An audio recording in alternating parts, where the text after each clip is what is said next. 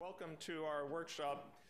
We're going to start with Kimberly Thigpen-Tart and an introduction from the National Institutes of Environmental Health Sciences. Kimberly.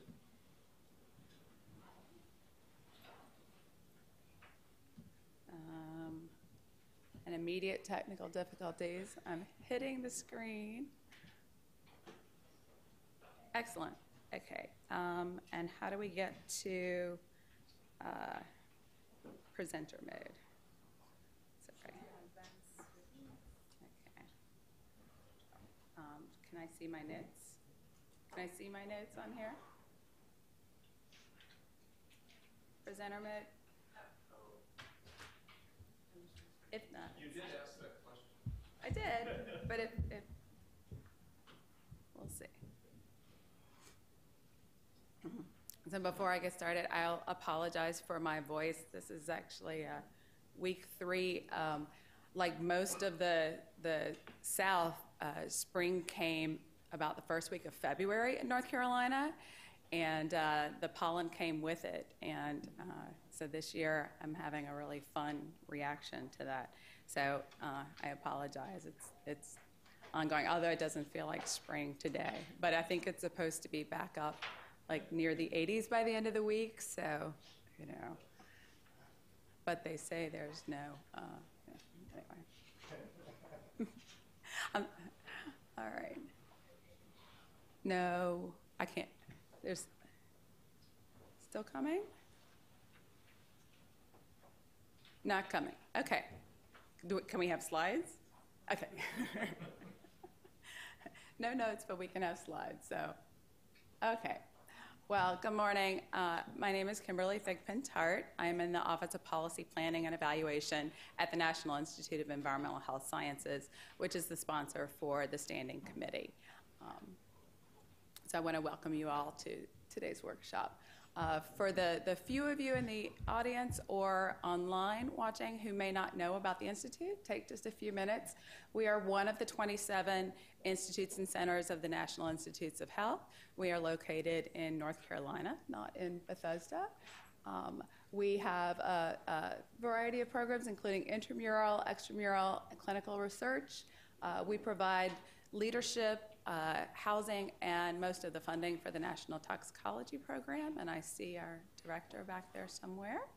Exactly. Like our sister institutes, the majority of our funding, however, does go out in extramural grants to universities and research institutions across the country and globally as well.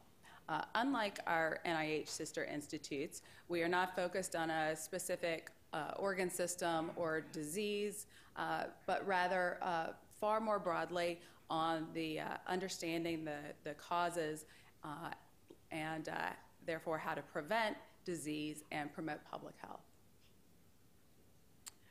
So here you have a graphic of our strategic plan, and I'm not going to walk through all of this, but you can see in addition to our research, we consider the things sort of inside the circle to the left and to the right, also critical to our mission: training and education, communication engagement, translational science, the dissemination of the research that we do and that we fund so that it can inform decision-making and policy. And that is the basis for our support for the Standing Committee. So I wanted to take you just very quickly through a couple of our strategic goals that are particularly pertinent to the topic we're discussing today, which is causal understanding. First and foremost, of course, is our strategic goal number 1, which is about fundamental research and understanding the pathways of disease. In addition, strategic goal number 3, which is about exposure science, and also incorporates some of the discussions that we might have later about the improvement and the use of epidemiological studies to support causal inference. So goal 7, of course, is knowledge management. So this is the development of new bioinformatics and data science technologies to facilitate discovery and to support the causal inferences that we make to curate this data, to allow access to it, and to allow the kinds of information and the sheer volume of information that's now needed to support causal understanding, since we've sort of plucked the low-hanging fruit, if you will, and we are getting further down into the molecular basis, which is a very difficult topic, and it also produces reams of information. And lastly is strategic goal number 10, which what you can't see with these is there are sub-goals underneath.